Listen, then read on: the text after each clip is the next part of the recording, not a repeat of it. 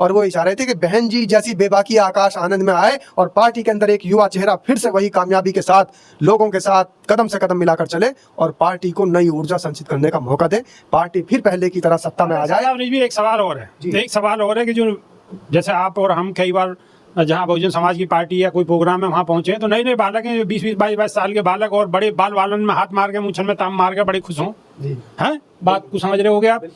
तो क्या जो वहाँ वो छवि देख रहे हैं, क्या आकाश आनंद में उनको वो छवि मिलेगी? देखिए, आकाश आनंद ने कभी अपना नाम असुर, दानासुर, रावण या मेघनाथ, कुंभकर्ण नहीं रखा। आकाश आनंद बाहर से पढ़ के आए और आकाश आनंद ने पढ़ाई करने के बाद यहाँ पे अपनी राजनीति के अंदर हिस्सा लिया। दूसरी बात, उनकी जो परिपक्वता नहीं थी उसे बहन जी से सीखा। ठीक है, ग्राउंड में उतरे, मैदान में उतरे, बिल्कुल शालीनता के साथ और सिर्फ लॉजिकली बातें लोगों के बीच में कही। बहुजन समाज के उत्थान के लिए वो चिंतित नजर आए, बहुजन समाज का कल्याण कैसे हो इसलिए चिंतित नजर आए। और नमस्कार, क्या हाल चाल है? सब ठीक है? बहुत बढ़िया। अपना और अपने को ख्याल रखो। जब टाइम मिले तो वीडियो जरूर देखो। देसी देख बेगर ब्रेक बगल लाग लपेट, बिल्कुल देसी अंदाज में। मैं विपिन बेबाक, मेरे साथ मेरे सहयोगी शादाब रिजवी।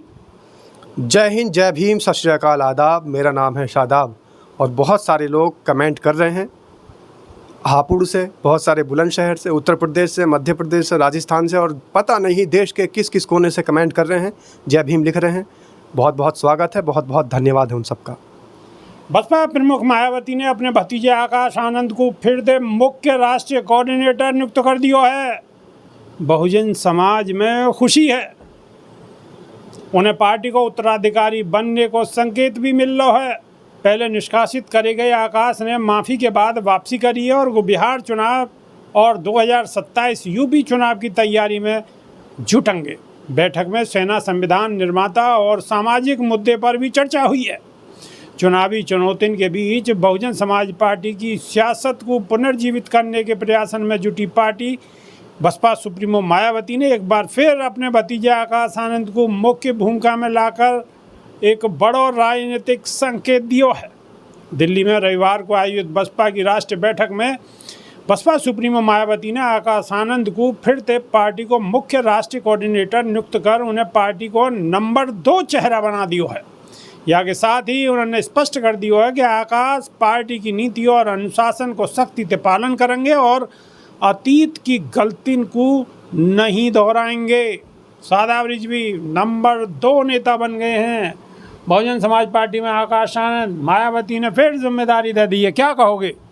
देखिए, जब आकाश आनंद ने बोलना शुरू किया था तो भारतीय जनता पार्टी वालों की पतलून गीली कर दी थी और फिल्मी डायलॉग है ना, थर थर थर थर थर थर थर थर थर थर। और उन्होंने अपनी बेबाकी और अपनी निडरता का साहस दिखाते हुए और निडरता का परिचय देते हुए ये कह दिया था कि जूते मारो इनको। खैर, राजनीतिक परिप्रेक्ष्य में बात थोड़ी सी गलत बैठ रही थी और इसी परिपक्वता को मायावती ने उनको समझाया। बहन मायावती ने समझाने के बाद दोबारा उनको फिर पार्टी के अंदर उसी पद पर बैठा दिया जिस पद पर वो आसीन थे। अब जो विरोधी थे इस सारे घटनाक्रम के अंदर लोगों को लगा होगा कि यार ये क्या हलचल है, कभी आकाश आनंद बाहर हैं, कभी आकाश आनंद अंदर हैं, ये क्या ड्रामा चल रहा है, ये क्या ढकोसला है, ये तो घर के झगड़े हैं, घर के झगड़े पार्टी में क्यों आ रहे हैं, लोगों का सवाल ये था। लेकिन बहन मायावती बसपा सुप्रीमो बड़ी पूर्वाग्रह सोच की नेता हैं।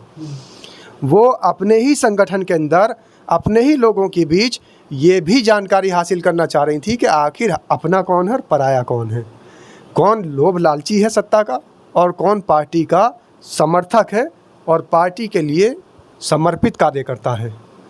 इस पूरे घटनाक्रम से ये बिल्कुल साफ साबित हो गया कि कौन लोग पार्टी के समर्पित कार्यकर्ता हैं और कौन लोग सिर्फ लोभ लालच के तहत पार्टी के अंदर जुड़े हुए हैं।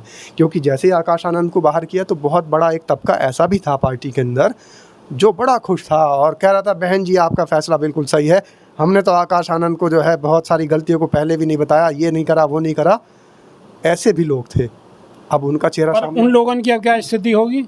उन लोगों की स्थिति होगी वही वाला जो धोबी का एक जानवर होता है घर का न घाट का, अच्छा वही स्थिति उनकी होगी। अब वो सोच रहे होंगे कि अब हम पार्टी में रहें या बाहर रहें, क्या करें, बाहर जा नहीं सकते, अंदर आ नहीं सकते, तो उनकी स्थिति वो वाली हो गई है।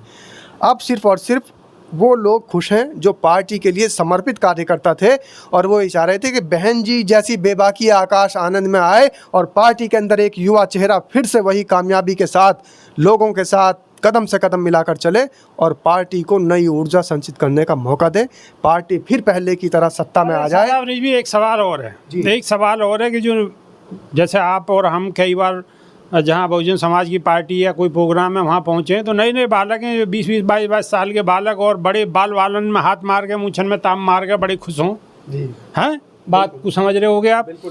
तो क्या जो वहाँ वो छवि देख रहे हैं, क्या आकाश आनंद में उनको वो छवि मिलेगी? देखिए, आकाश आनंद ने कभी अपना नाम असुर, दानासुर, रावण या मेघनाथ, कुंभकर्ण नहीं रखा। आकाश आनंद बाहर से पढ़ के आए और आकाश आनंद ने पढ़ाई करने के बाद यहाँ पे अपनी राजनीति के अंदर हिस्सा लिया। दूसरी बात, उनकी जो परिपक्वता नहीं थी उसे बहन जी से सीखा। ठीक है, ग्राउंड में उतरे, मैदान में उतरे, बिल्कुल शालीनता के साथ और सिर्फ लॉजिकली बातें लोगों के बीच में कही। बहुजन समाज के उत्थान के लिए वो चिंतित नज़र आए, बहुजन समाज का कल्याण कैसे हो इसलिए चिंतित नज़र आए और उनकी नीति अम्बेडकरवादी नीति, उनकी विचारधारा अम्बेडकरवादी विचारधारा लोगों के सामने आई। अब बहुत सारे ऐसे नेता हैं जिनको कह रहे हैं आपके युवक जो है वो मूछे ऐसी ऊपर करके, क्या बोलते हैं आपकी उसमें भाषा में उसे, मूछ में अंटा, सतर, हाँ मूछ सतर, हाँ मूछ सतर करके जो है वो निकल रहे हैं। तो ऐसे नौजवान जिनके अभी तक वोट भी नहीं बने, चलिए वोट बन जाए तो कम से कम ये फ़ायदा हो जाएगा भाई राजनीति में उन्होंने अपना कोई बड़ी योगदान दिया, लेकिन उनके अभी वोट भी नहीं बने और वो एक ऐसे व्यक्ति के बहकावे में आ रहे हैं जिसने अपनी पहचान ही असुरों से बनाई हो, जिसने अपनी पहचान ही विलन से बनाई हो। चलिए ठीक है, बहुत सारे लोग रावण को अच्छा मानते हैं लेकिन बहुत सारे लोग तो अच्छा नहीं मानते। यहाँ तो आज भी राम को पूजा जाता है, यहाँ तो लोगों के आदर्श आज भी राम है और राम के आदर्श होने के अगर वो जो अपने प्रमाण देते तो शायद मैं कहता कि युवक जो है, हमारे देश का युवा जो है वो सही रास्ते पे जा रहा है। अब राम को छोड़ के रावण के रास्ते पे जाने वाला व्यक्ति कहाँ सही हो सकता है। और मैं तो ये कहता हूँ राम आदर्श हैं, लेकिन हम जो लोग हैं, बहुजन जो समाज है, वो तो महात्मा गौतम बुद्ध के आदर्शों पर चलने वाला समाज है, वो तो अम्बेडकरवादी विचारधारा पर चलने वाला समाज है और वो तो मान्यवर काशीराम के बताए हुए पद चिन्हों पर चलने वाली बसपा सुप्रीमो बहन मायावती के पीछे चलने वाला समाज है। वो किसी रावण, किसी परशुराम के पीछे नहीं चलेगा, वो तो आकाश आनंद के पीछे चलेगा, क्योंकि आकाश आनंद महात्मा गौतम बुद्ध को मानते हैं, वो किसी परशुराम को और रावण को नहीं मानते।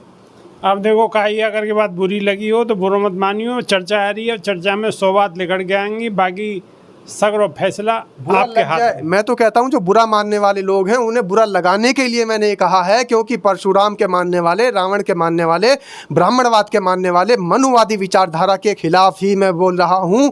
अगर उन्हें बुरा लगता है तो मेरा बोलना सफल है। बेबाक जी, अब आप सारी बात को समझ ही गए होंगे, ठीक है। नई वीडियो में फिर रूबरू होंगे, जब तक के नहीं आ देसी देख बेगर ब्रेक बगैर लाग लपेट, बिल्कुल देसी अंदाज में। बहुत बहुत धन्यवाद, नमस्कार। जय भीम, जय संविधान।